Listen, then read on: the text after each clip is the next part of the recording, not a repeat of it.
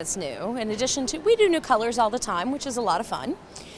We brought out sparkly yarn.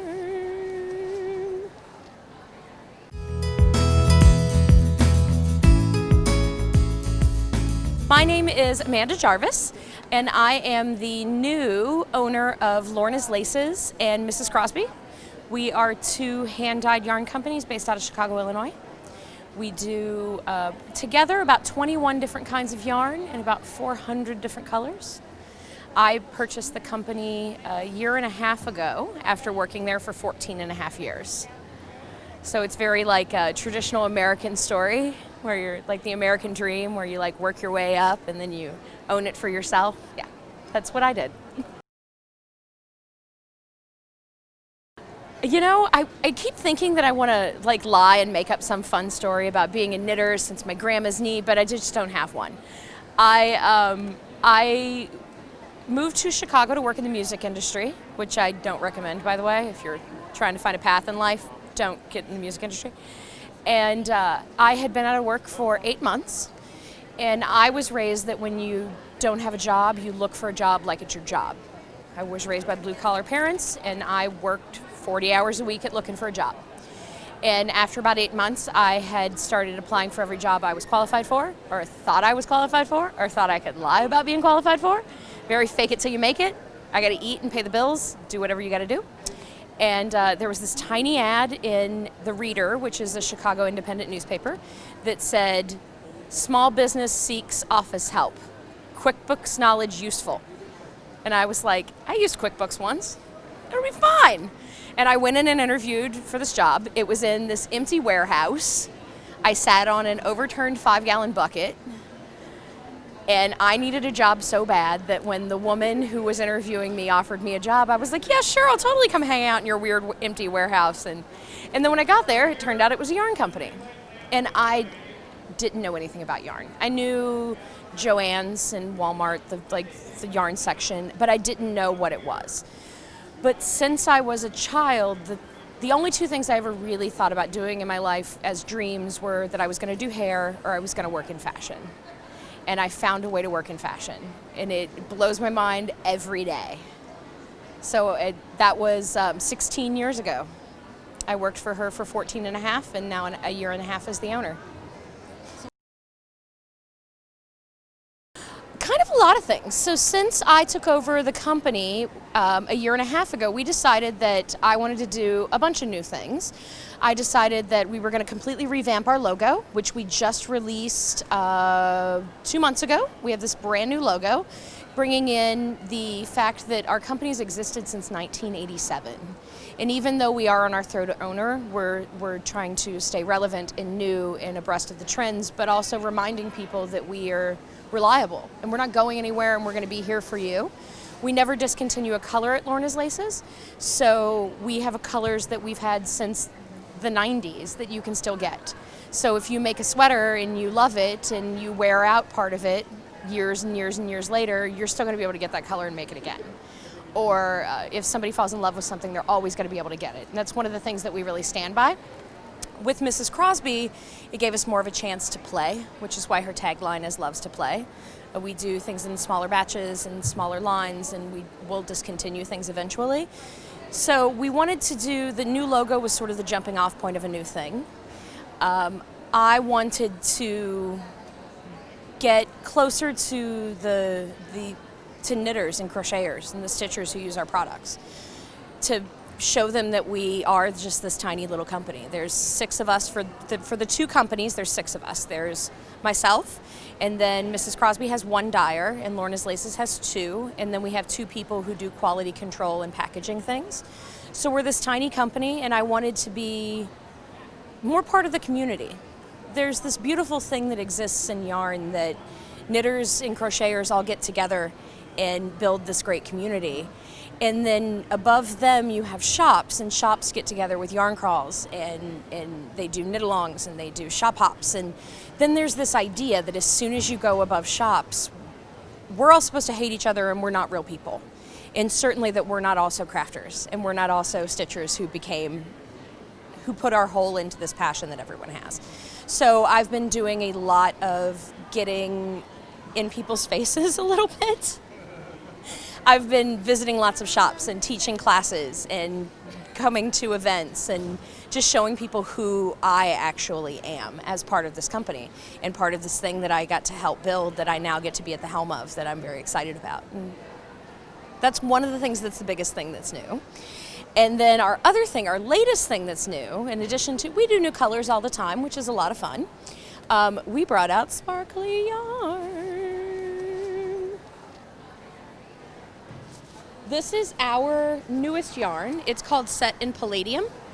I was inspired by jewelry for the collection.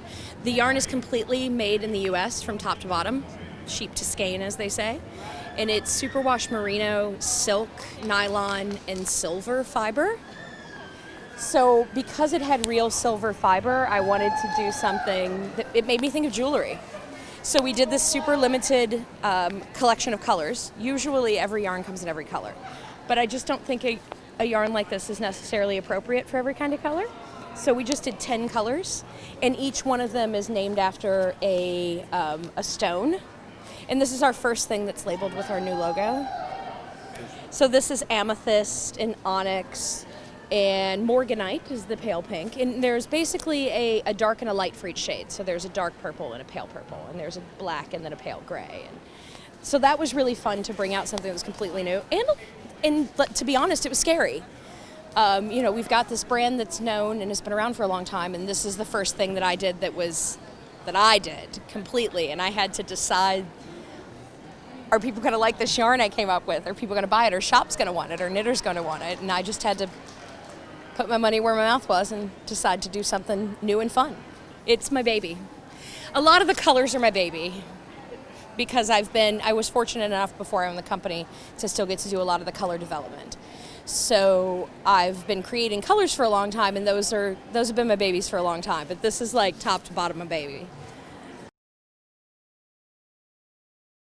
I think that one of the things that makes us different is the things that go along with the establishment clause I added to our new logo of this established in 1987.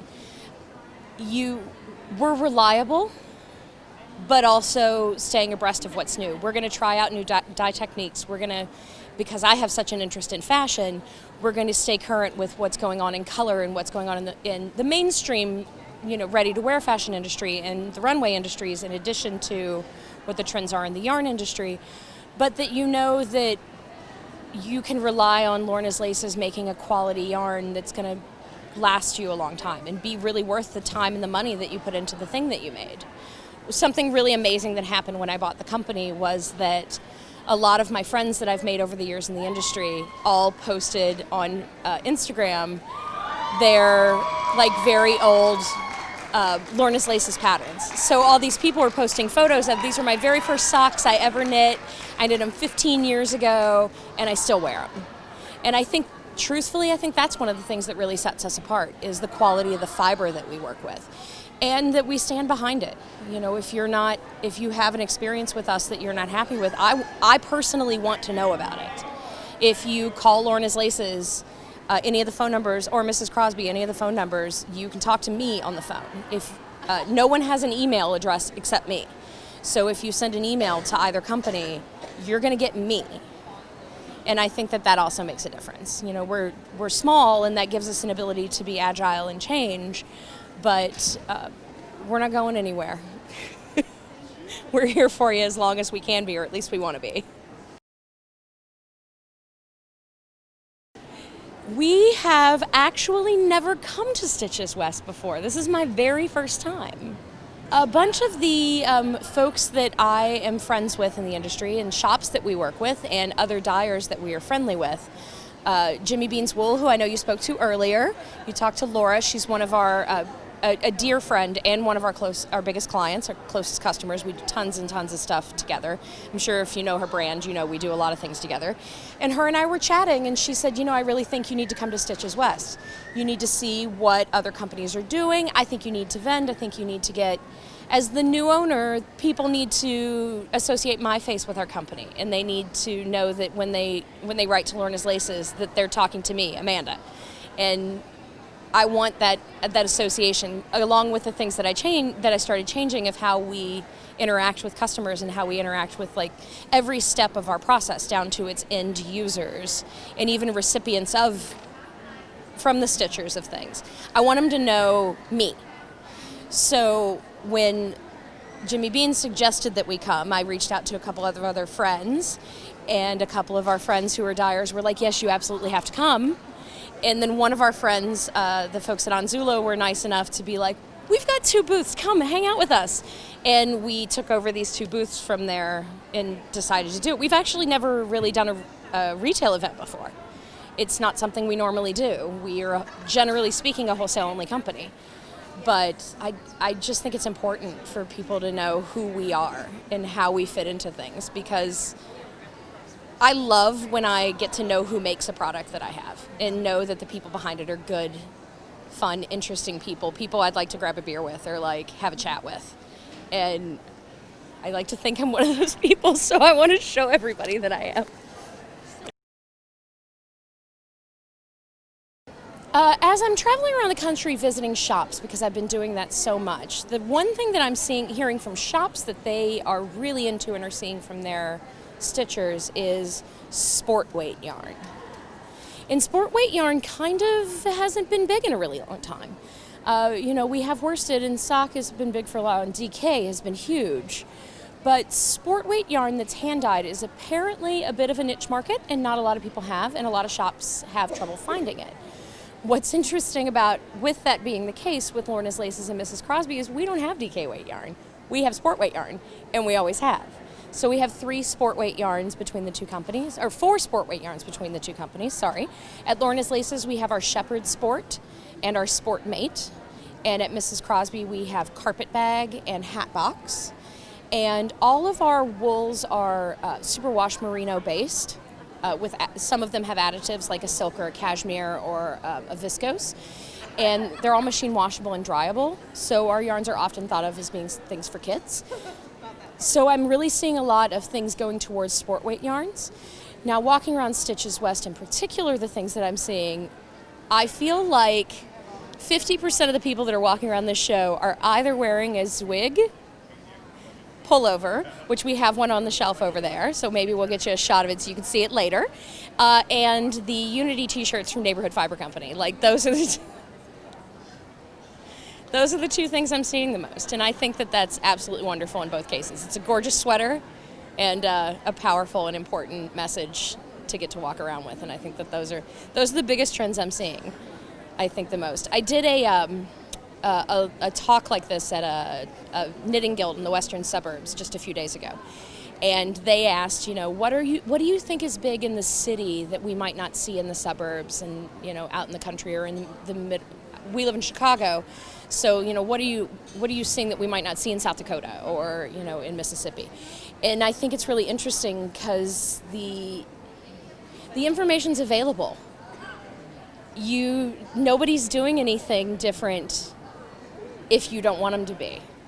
I see the same trends in Chicago, especially in knitting in the city, that I see when I go to Georgia. I was in Guthrie, Oklahoma recently at a shop. And it's the same trends because we all have access to Ravelry and we all have access to all this amazing yarn. So if you see something that's huge, you can make it. And I think that that's pretty cool. If you go to lornaslaces.net, or it's .net because everybody gets it wrong and then they get mad because they went to .com and they couldn't find me, or they emailed me and they couldn't find me. It's lornaslaces.net, or if you email yarn@lornaslaces.net, and mrscrosbylovestoplay.com. Those are my 2 websites. You can look on either and find a full list of all the retailers that carry our product. A lot of what we do is dyed to order on the local yarn store level, so if they don't have what you want, they can always special order it. And we don't have minimums on quantity or anything, so if you want 1 skein of something and your shop doesn't carry it, they can order it for you, and we're happy to dye that 1 skein for you. And you can find us there. And hopefully you'll get us in your favorite local yarn store, because we love them.